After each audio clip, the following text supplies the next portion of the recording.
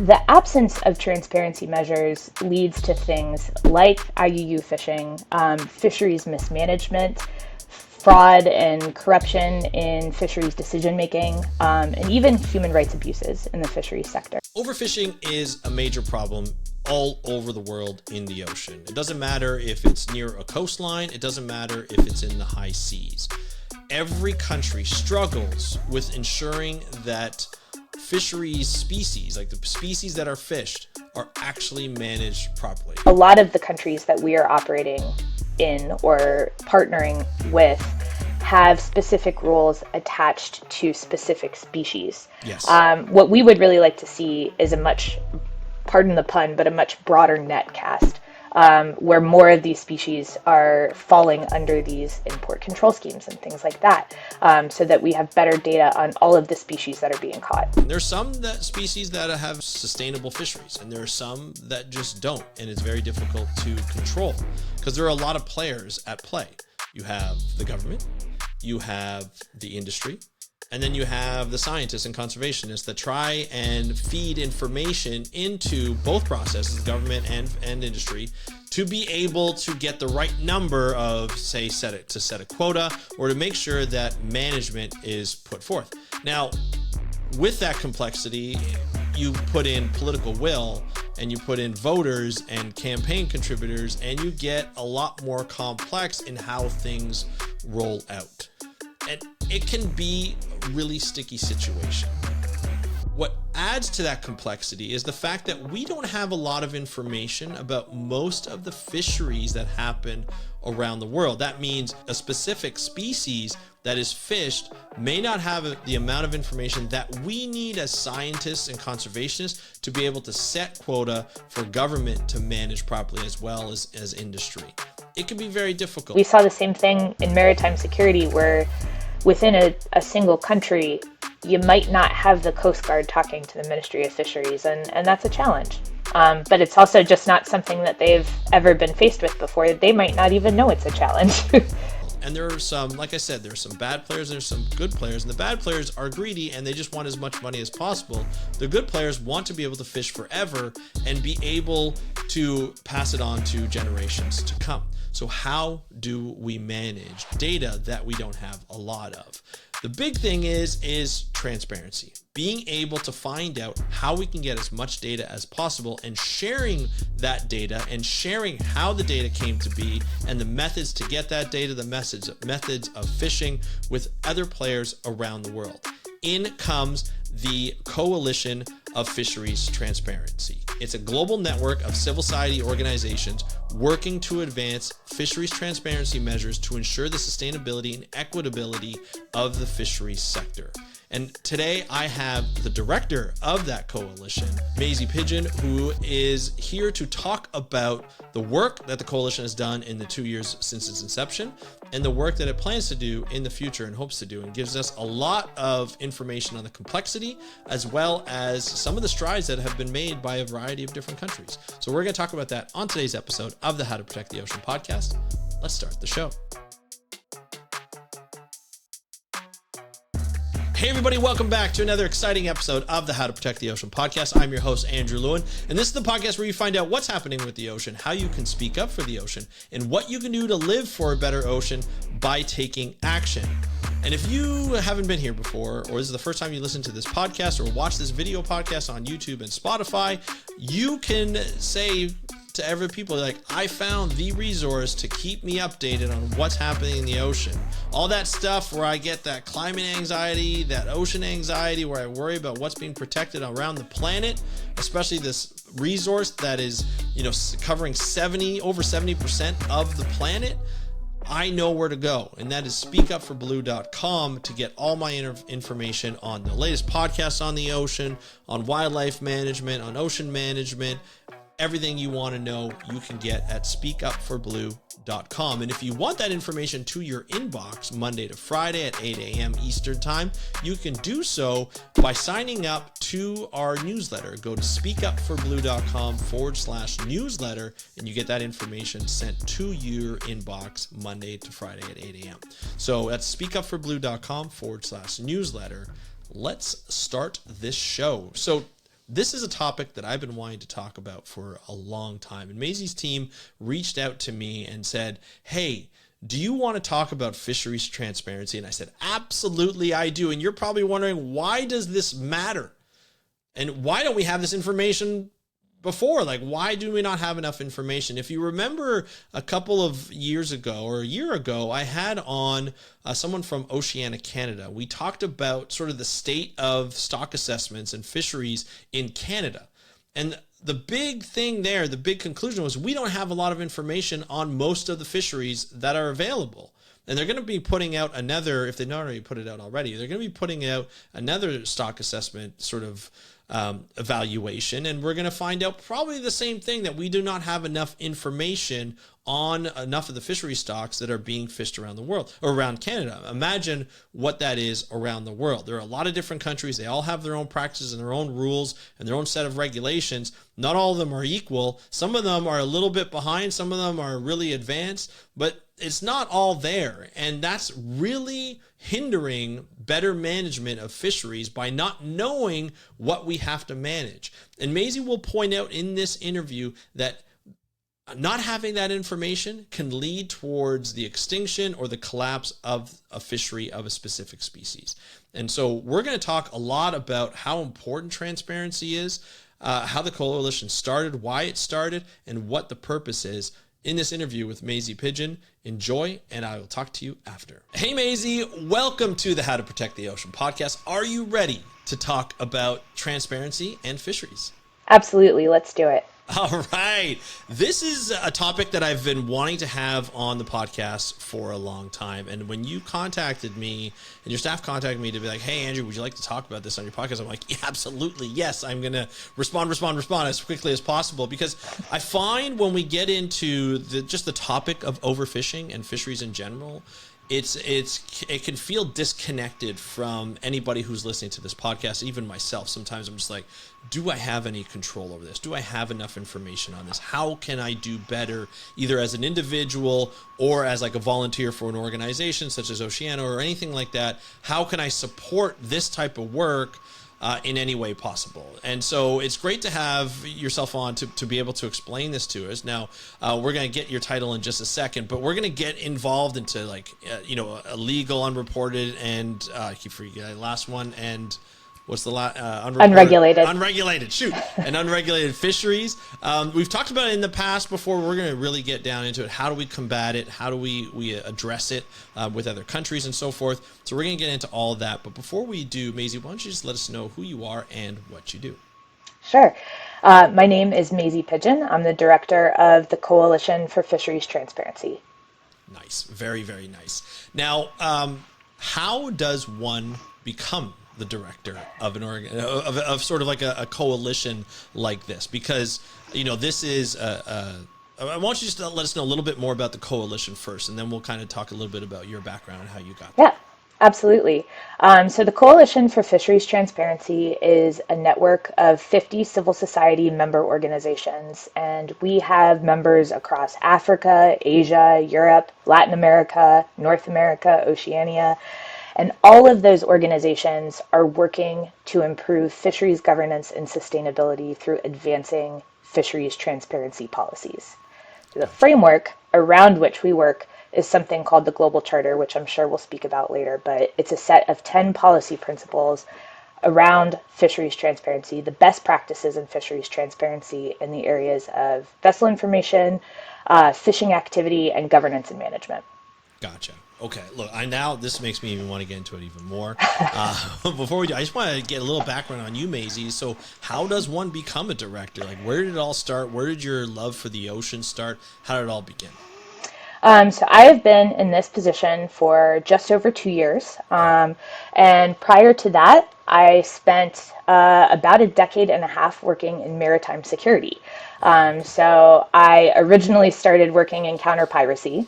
And that evolved into all other kinds of maritime crime, including illegal, unreported, and unregulated fishing, as well as wildlife trafficking by maritime modes and things like that.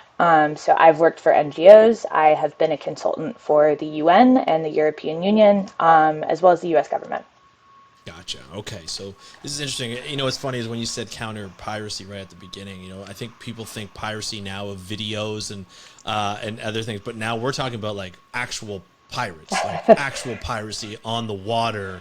Like I think the closest we could probably really relate to is sort of the pirates in Somalia that, you know, were attacking supply boats, and there was a famous movie starring Tom Hanks who, you know, really sort of displayed sort of what would happen and how dangerous it could be. How prevalent is piracy still today, like in the modern world today? Well, when I started working on it, that was really sort of the height of the Somali piracy crisis that you're talking about. Right. In which case, we were seeing, you know, anywhere from 50 to 100 attacks every single year off the Wow. coast of Somalia, and increasingly we saw lots off the coast of West Africa and in the Sulu and Celebes seas as well, Wow. and eventually even into Latin America. Um, Thankfully, at this point in history, we have decreased the annual piracy attack numbers. Right. And I think a lot of that is due to international cooperation, Mm. which is sort of brings us back to where we are now talking about IUU fishing and some of the tools we might have in the tool belt to combat that problem. Yeah, for sure. Let's talk about that. The IU fishing. So we kind of define. I kind of defined it very poorly at the beginning of this episode. Can you just talk about, you know, what it is and sort of what it's like, the problems that it's causing in fisheries today, and trying to track the true number of fisheries? So I'll actually start by talking a little bit more about transparency and what the lack of transparency can do, Perfect. Yep. can enable, I should say, if Yes. that's all right. But the absence of transparency measures leads to things like IUU fishing, fisheries mismanagement, Mm-hmm. fraud and corruption in fisheries decision making, and even human rights abuses in the fisheries sector is unfortunately something that we see as well. Right. The downriver effects of this kind of fisheries mismanagement, which is sort of the broad umbrella that IUU would fall under, Yeah. I would say, includes overexploited fishery stocks.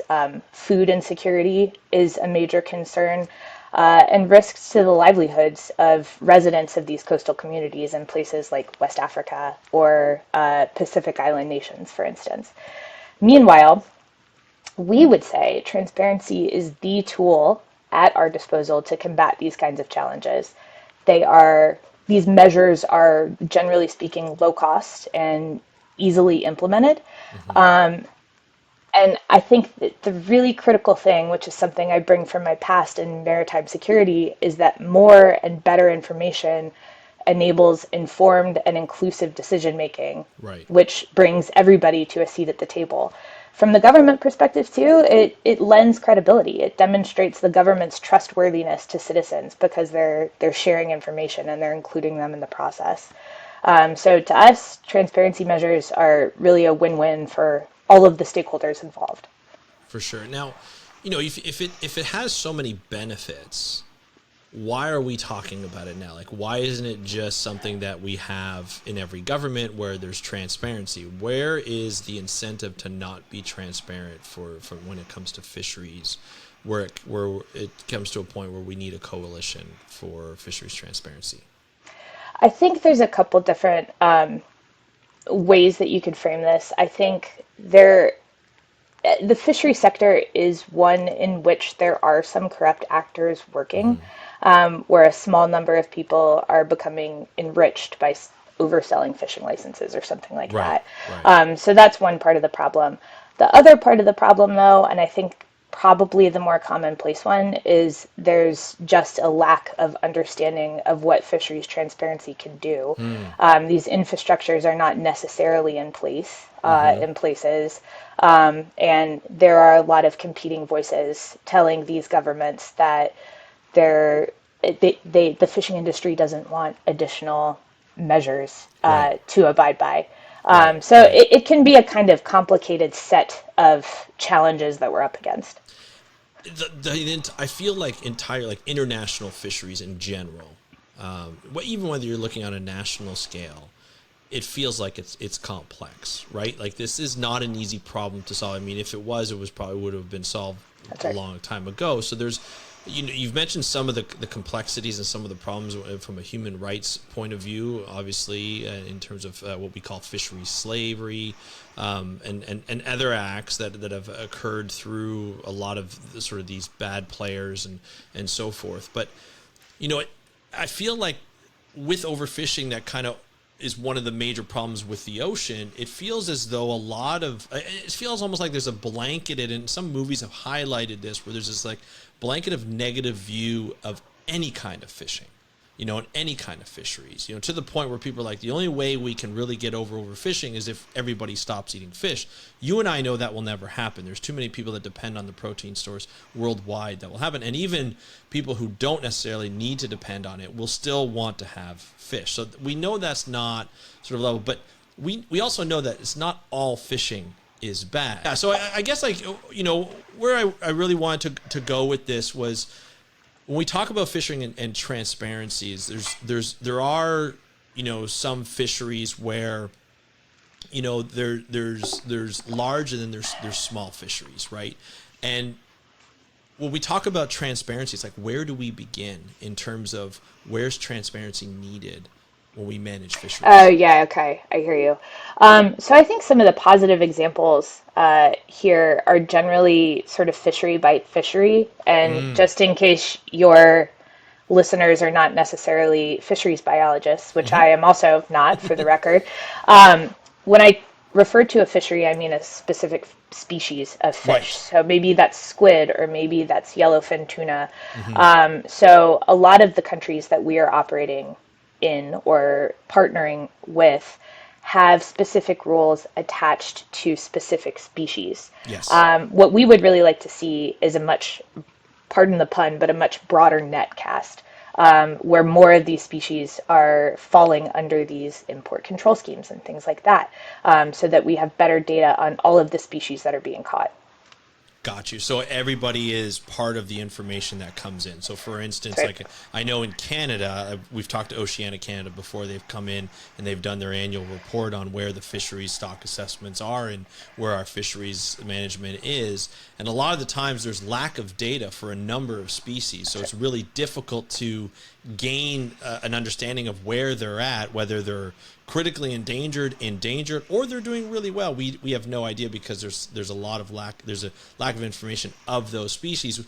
And a lot of the times, as we know from just ocean biology and how it's changed over the last number of decades, is that we've seen a change in like going from looking at more of a habitat style, like looking at like an ecosystem based management scheme, rather than a species by species basis. Because you never know, if you're fishing yellowfin tuna, you're going to affect other species. That's whether right. using long lining or Right. what have you, right? And so, Right. and gill nets can also affect other species. There's a lot of gear that comes down to it. So, Absolutely. yeah, I see what you mean. I see what you mean by that. I should also say that a lot of countries, for instance, we're working in East Asia with Japan and Korea, and they have started their import control schemes by looking at high-risk species, and this is, Yep. of course, a really logical starting point. Of course.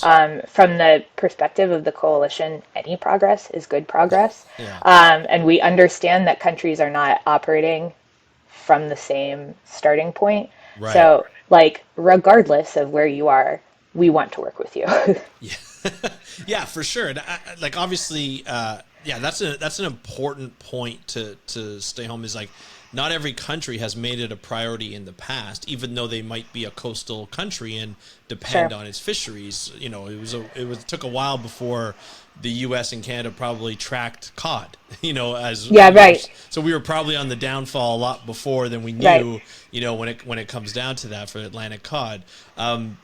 It's really interesting when you talk about this coalition, you talk about working with different countries. When it first started, how many countries were involved, or did it really go like? Did the coalition have? I guess first, sorry, did the coalition have as many organizations a part of it? I think you mentioned about 50 organizations. Did it have as many when it first started, or have you been bringing people on as you go along? We have been bringing people in as we've gone along. And part of that is organic, as you might Yeah. imagine, but Yeah. a lot of that has been that my team and I have been working with our other partners, whether that's Oceana or EJF or, some of these other civil society organizations who are really plugged in on the ground to understand who they're working with, Yeah. and where these major fishing countries are, whether they're seafood exporting countries, seafood importing countries, fishing nations, and finding potential partners in civil society on the ground in those places too. Because then So, you.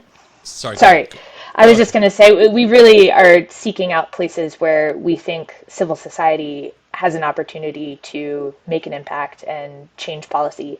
So that's sort of the criteria for the places where we're actively recruiting members and seeking to organize them and align their strategies and things like that. Makes total sense, because if you think about it, if you think about looking at tackling transparency for fisheries, Right. that's a huge undertaking That's for right. like a small team. You need the team that's on the ground that understands the local fishery, which Yes. helps, and the local people who are involved in the fishery, and get that feedback mechanism. But that's still a tall order to take on.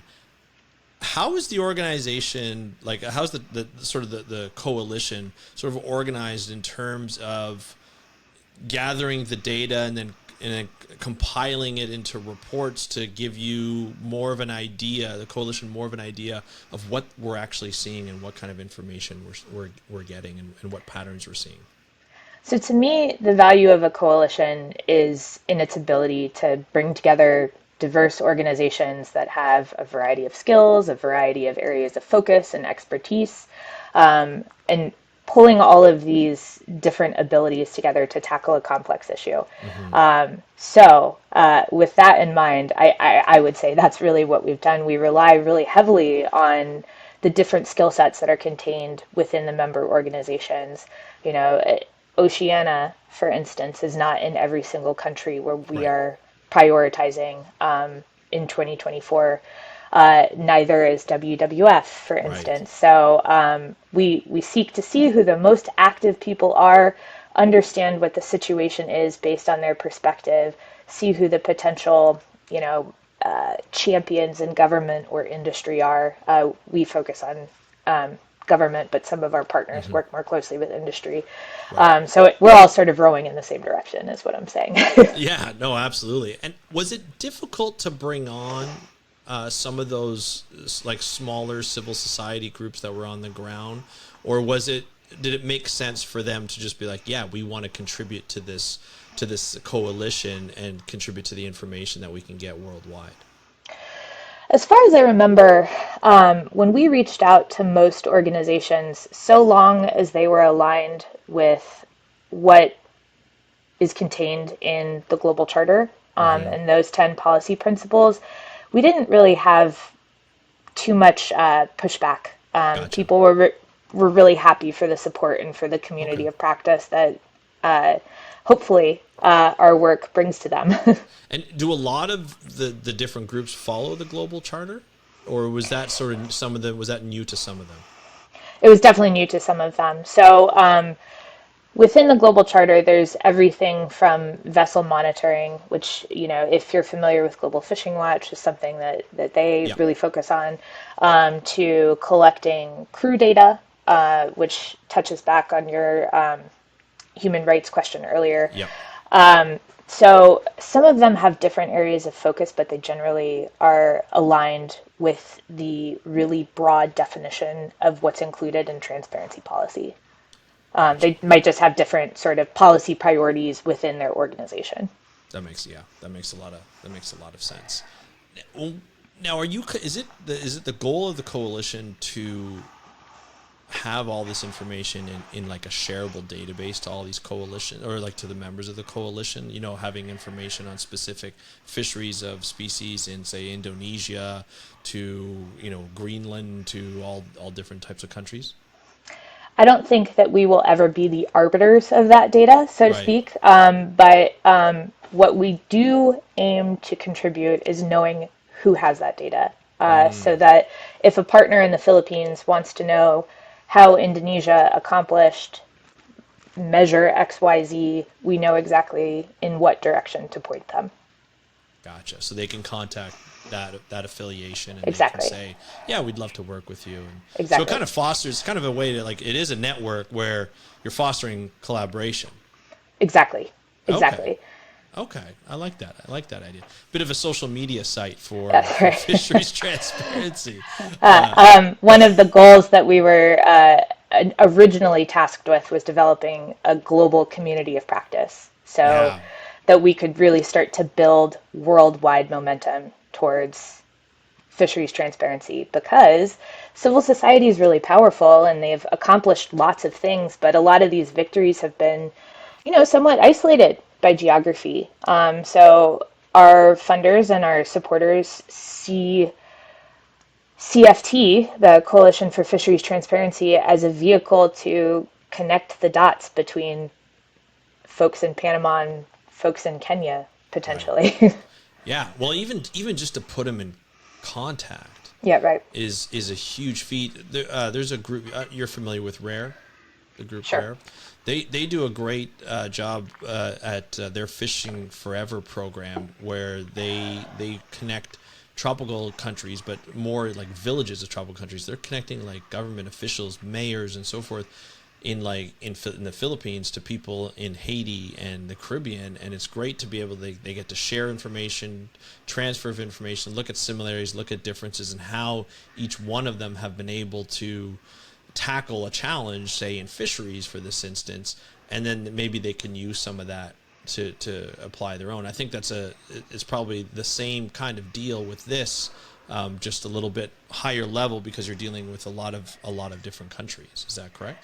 Yeah, right. I mean, obviously, every country has its own nuances, Of so course. there is no one size all application for fisheries transparency, unfortunately for us, I think. But yeah, I think it's just useful in its most basic form for Mm-hmm. these organizations doing this really hard work to know they're not alone, Mm-hmm. to hear some other ideas. Maybe they try them, maybe they already Mm-hmm. have before, they worked or they didn't.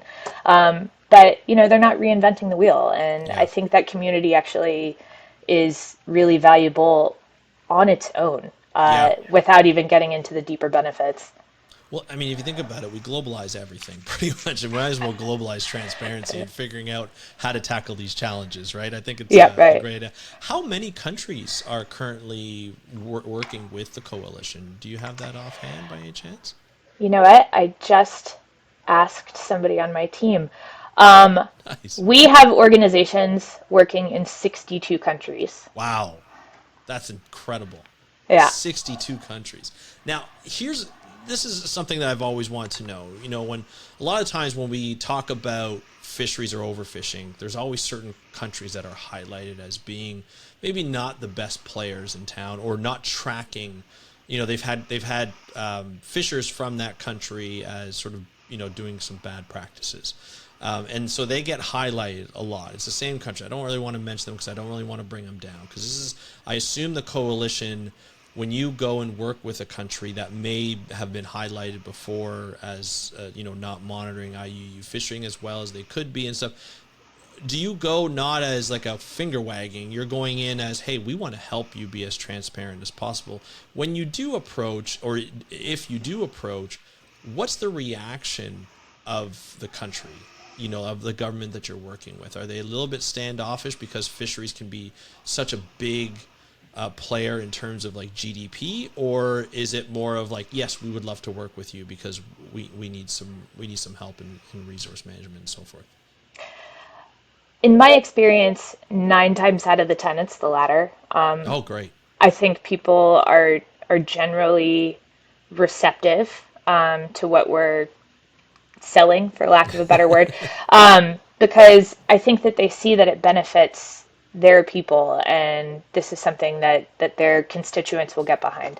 But that said, it should be noted that we really focus our efforts, like I mentioned earlier, in places where we think we can have a tangible impact. So some of this is already baked into the calculus in some respects, where we see an opening with governments. Right. But I'll say we've certainly engaged with governments who have maybe received a yellow card or a red card in the past from the European Union. Yeah. And that is not disqualifying for us. That's an opportunity. Yeah, for sure, because that's an opportunity to work with them. Because Yeah. look, I think what some people don't understand when they read articles like that, and I'm glad you brought up the yellow card, red card with the EU, because they brought that out a number of years ago. It's kind of like a soccer or a football sort of approach to saying you've done well, you haven't done well, or you're in the warning zone. It's very difficult for a government to track IUU. Is that not right? Like it can't be easy because there's so many different scales of fishing that we see in each country, right? Yeah. And even another layer to that is that there's lots of different agencies within a singular government who might have some piece of the fishing sector, whether it's commerce or the Ministry of Fisheries or Ministry of Foreign Affairs. They all sort of have various touch points, and they might have different components of the full information picture, which makes this, pretty difficult. We saw the same thing in maritime security, where within a single country, you might not have the Coast Guard talking to the Ministry of Fisheries, and that's a challenge. But it's also just not something that they've ever been faced with before. They might not even know it's a challenge. That's true. Yeah.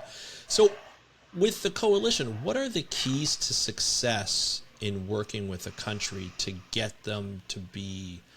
Is it to get them to be more transparent? Is that the goal when you work with the country or you work with organizations? Like what is the keys to getting the most transparency out of that specific government? So I would say it depends. There are certain countries which are in the position of maybe stepping up and taking a global leadership role in transparency, and that would be the way that we frame the ask. They've already shown some willingness to embrace transparency policies, and we want them to go further. In other settings, maybe there's been a considerable amount of investment from our partners in the ground, time, money, whatever. Yeah. And we're looking for the lowest hanging fruit to just get momentum going. Like I said, success is success. This is a big, long fight, so we will take what we can get. And these are all victories worth celebrating. Right, for sure. What, like when you approach a country who hasn't maybe had a lot of experience in this endeavor, I guess, like, what are those first pieces that would be like, hey, it's successful that you've already taken this first step. This is the beginning step. What is that piece? It totally depends, I think. It depends on what the government has prioritized to this point. Maybe they have been publishing lists of vessels authorized to fish in their waters. That's a great first step. Yeah. That's a really great first step because so much can build from that. Maybe they've already agreed to share their data with Global Fishing Watch. That's an amazing first step too. So it really just depends on what their priorities are and where the political will is in any given country. Right. Do you find it sometimes frustrating when you come up against a country who resists, or do they resist, like when you try and work with them on certain aspects that would bring them that step closer? I mean, sure. There's always setbacks in this kind of work, and it can be really frustrating. But I think our role as the coalition is not so much to focus on that. It's to support the folks on the ground who are really in the grind, and make sure that they have what they need from a global perspective, whether that's just another point of leverage or some communication support or whatever we can offer, to make sure that they're sort of staying in the hustle. Yeah, for sure. And on the other hand, like on the other scale, you mentioned you had countries who have done pretty well, and then you want to challenge them a little bit further to tackle even more of that transparency. Where are they at when you get to them and they'd be like, oh, these guys are pretty far advanced? Like, what have they done, like, to say, hey, they've done really well? Like, you don't have to name a country, but if there's something like an example that you can talk about where there have been pieces where you're like, oh, wow, this country's fairly advanced. Let's see if we can take them to the next level. So I've been talking a lot about the the Global Charter, which I have a copy of here. Yes. Yes. So a country that has maybe ticked off 6 of the 10, Gotcha. or something like that, of these 10 policy principles. So what that would look like for us from that point on would be, you're so close. You could be one of the first countries in the entire world to be fully Yeah. aligned with the Global Charter for Fisheries Transparency. Doesn't that sound appealing to you? And, I think we get varying levels of Of course. receptiveness to that. But I think in general, countries do want to be leaders, but there is a lot of geopolitics at play too, and, Yes. and we certainly understand that. It's one of the biggest challenges of this job, Yeah. that fish don't carry passports, but they sure do travel. Exactly. That's such a great line. I love that. Can we? You mentioned the 10 policies here, like 10 policy points. Can we actually just list them just for the audience to know, Absolutely. if that's okay? Like, I don't Sure. know how long they are on each, but it'd be kind of nice to know. No problem.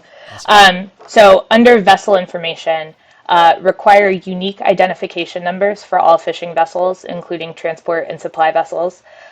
Publish lists of licenses, authorizations, and sanctions. Okay. Make public the beneficial ownership of vessels, and stop the use of flags of convenience by fishing vessels. That's a good one. Under fishing activity, make vessel position data public. Ban or closely monitor at sea transshipment, or the transfer of catch from ship to ship at sea. Right. Mandate seafood traceability. We're looking from boat to plate. Yes. And then in governance and management, ratify international agreements that set standards for fishing vessels and trade. Those include the FAO Agreement on Port State Measures, the International Labor Organization Fundamental Principles and Rights at Work, Cape Town Agreement. Ensure public and equitable access to fisheries data and participation in fisheries management and decision making. And finally, collect data on the conditions of fishing vessel crews and publish that data in aggregate form. Interesting. These are all like they are all sound really great, because there's a couple of them where I was like, oh yeah, that's a big thing. The flag was a big thing, obviously, but like the first two seemed very simple. I'll explain the flag in a little bit, or maybe have you explain the flag in a little bit, because I think some people don't understand what happens at sea, and you have a lot of experience with that, with your maritime security experience as well as this experience. But the first two seem very simple in terms of publishing data and making sure that you have the vessel demarcation, like the vessel numbers, as well as who's allowed to.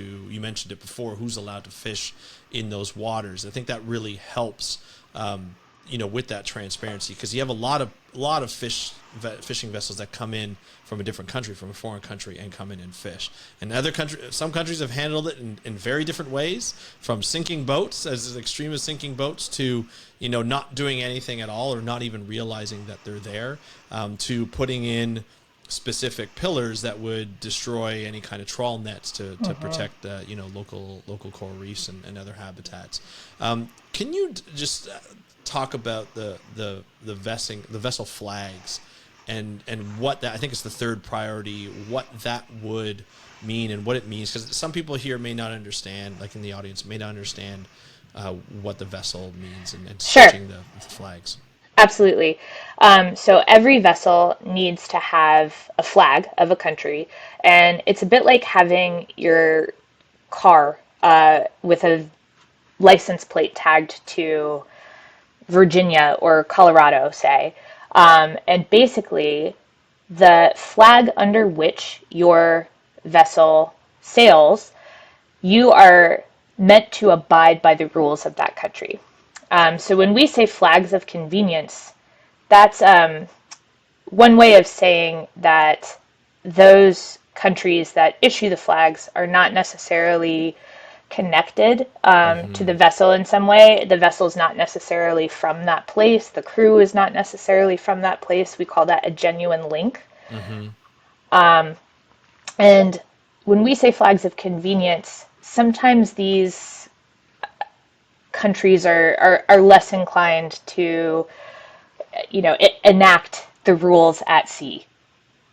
So this enables things like illegal fishing or human rights and labor abuses on those fishing vessels flying their flags. Yeah, yeah, that's a great explanation.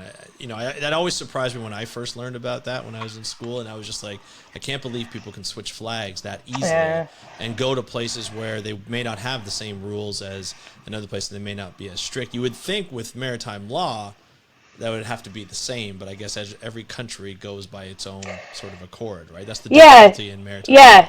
That's exactly right. I mean, the ocean is a big wide space, unfortunately, for enforcement purposes, but there are things like there are measures in place, which is why all of these principles kind of work in cohesion with one another. Later on, the international agreements stipulation that's included in the charter, one of the things that calls for is the Port State Measures Agreement, which in theory would help to alleviate the flag switching that you sometimes see. Yeah, yeah. It's wonderful.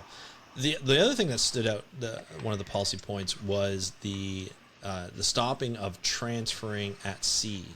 And can you explain what that means? Because this is a big thing when it comes to human rights violations and fishery slaves. Yes, it is. Absolutely. So transshipment at sea is basically a fishing vessel has a fresh catch, which is then transferred while still at sea to a larger transport vessel, which brings that catch back to port to be sold. And so where the human rights concerns come in is that this allows those fishing vessels to stay at sea for extended periods of time. We sometimes see months or years, and oftentimes the crew that are on the vessels are there against their will. So they don't have access to fresh food or water, to medical care, to Wi-Fi is a big issue right now in the fishery sector that people are calling for. And you can imagine the kinds of nefarious things that might happen when people are at sea for years at a time. So that's something that we're looking to crack down on. We say ban or closely monitor at-sea transshipment. Sometimes transshipments are inevitable, and that's certainly understandable, but they need to be logged and monitored to avoid those kinds of human rights and labor abuses. Yeah, absolutely. Even fisheries observers who have been on those transfer boats have had a lot of problems. There was a couple of years ago a gentleman who was lost at sea because he kept reporting on these types of nefarious transfers, not only from a human rights impact, but even just from being unable to identify fish because they've already been kind of processed, let's just say, and they couldn't identify the fish. It could have been a shark, could have been a swordfish. We didn't. Yeah, right. He couldn't know, right? So that can be quite difficult. So all these policies make a lot of sense in terms of bringing this to transparency. Now, how long is it? You've been with Director 2 years. Were you at the inception of the coalition, Director? I was. Okay, so this has been involved. This is 2 years. This is a long process to do.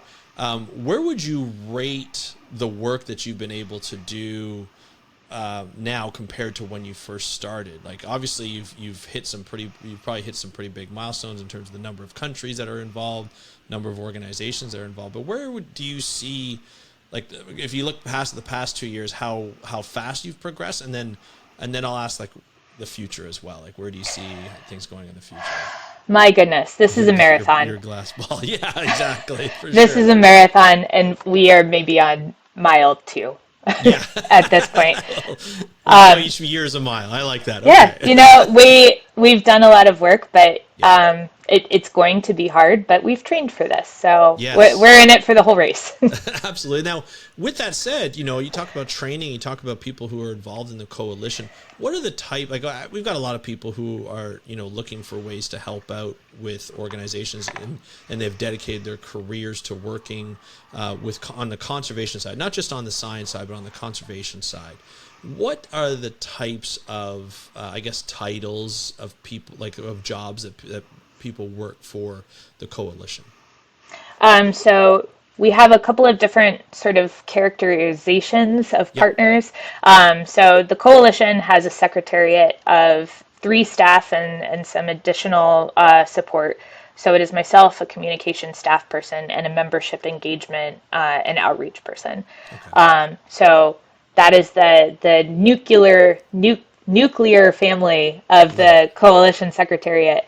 But we have tremendous support from our co-chair organizations, which include Oceana and the Environmental Justice Foundation, who each provide staff time on a really regular basis. So basically a full-time staff person from each of them as well, who help organize with their offices on the ground. So this is a lot of transparency policy manager, communications staff, those kinds of folks. And then we have even support from Oceana's chief scientist and the COO at EJF. So it's a really broad range of folks. In terms of our member organizations, I would say that most frequent title that we see is policy officer or some derivation of that. There are a lot of lawyers in the mix, which is quite useful in terms of understanding what the legal environment is in these places and what the opportunities are to actually move laws ahead. So that's always an incredible asset to have those folks on our side as well. And then there's a lot of conservation biologists and marine biologists like yourself and scientific communicators, which are all essential pieces of this puzzle too. Amazing. This has been wonderful. I assume if people want more information, they can go to the website fisheriestransparency.net. I'll link to it in the show note. You do have a Twitter profile as well, Fish Coalition. That's right. And so we'll put that as well. And like what in the next year or so, what kind of projects are you, as the coalition, focusing on over the next year? Are there new countries that are going to be coming on board, or what is the priority for the next year? So we are looking at a couple countries in Africa and Asia, where we are hoping to advance specific transparency policies. We're also looking to take advantage of the upcoming Our Ocean conference in April, where what we'd really like to see is the profile of transparency raised in a way that we haven't seen yet. I understand that this can be kind of an obtuse concept, and we're trying to combat that too, that people understand that this is a tool, and it's an accessible tool, which is to everybody's benefit. So that is one of our major lifts for 2025 as well.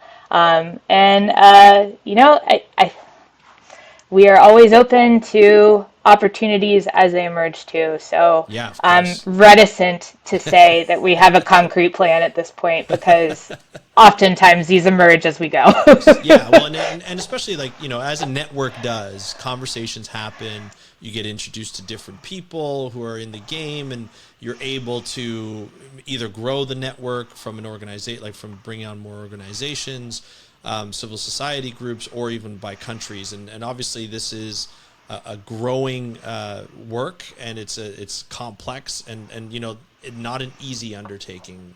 And Maisie, I just want to thank you for not only coming on the podcast and letting us know about this, but also to do the work that you do and manage it from such a large scope with you do have a good nuclear family, but it is a small nuclear family that does a lot, and we appreciate all the work that you do, and we'd love to have you or some of your partners on to talk more about some of the projects that have gone on in the last 2 years or that are upcoming and you want to share. Feel free to reach out, because we'd love to have you on to get the word out there and get this audience knowing, because the one good thing about this audience, they like to speak up as well, so they're going to talk about it as well. So that's fantastic. Love to have you back on as well.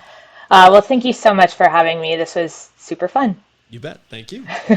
Thank you, Maisie, for joining us on today's episode of the How to Protect the Ocean podcast. It was great to have you on. I'm looking forward to being able to talk about more projects that the coalition is putting together or working on, and some of the results that have come out of the coalition in the future. Maisie and I were talking after, and she's like, hey, we can put you in touch with some great players that we have that will be able to talk about a lot of interesting projects that we have. And so today is just sort of the kickoff of this overview of the Coalition of Fisheries Transparency, being able to get the whole whole purpose of it and why it's so important. And then we're going to dive in deep into some of the other players that are working on the ground with specific fisheries in specific countries. And we're going to see the challenges they face, the successes that they've had through those challenges, and also maybe some of them not so successful. So we're going to talk about that because it's all about transparency. And I think that's really important. So I hope you enjoyed this episode as much as I did recording it and doing the interview for Maisie. Was fantastic. So again, thank you to Maisie. But do you have questions around fisheries transparency, IUU fishing, or anything that has to do with overfishing, whether it be on the high seas or a coastal area or within the EEZ, the exclusive economic zone of each country? I would love to hear it from you. You can just put a comment on the Spotify if you're watching this on Spotify or listening through Spotify, or on YouTube, or you can hit me up on Instagram at How to Protect the Ocean. That's at How to Protect the Ocean. And of course, if you enjoyed this video and you're watching this or you're listening to this, please subscribe, hit that notification bell on whatever platform you're watching or listening to this, because it's really important that we spread the word, that we have regular information about the ocean coming to us. Like I said, this is a resource that I didn't have when I was a kid. We didn't even have internet when I was a kid. That's how old I am. I had to go to the library, which is great, but a lot of the books that I had in Ontario and Toronto did not have a lot of information on sharks or on fisheries or on the ocean just in general, other than large, beautiful photographs. Didn't have a lot of information. The encyclopedias can only take me so far. But now with the internet, now with all the information that's out there, I'm trying to bring it together so that you can have it for yourself and you can stay informed and you can make better decisions around the ocean so that you can live for a better ocean. So stay tuned, subscribe, follow, hit the notification bell, whatever you have to do so that you can get more information and use this as a resource for you to help protect the ocean. So thank you so much for joining me on today's episode of the How to Protect the Ocean podcast. I'm your host, Andrew Lewin. Have a great day. We'll talk to you next time, and happy conservation.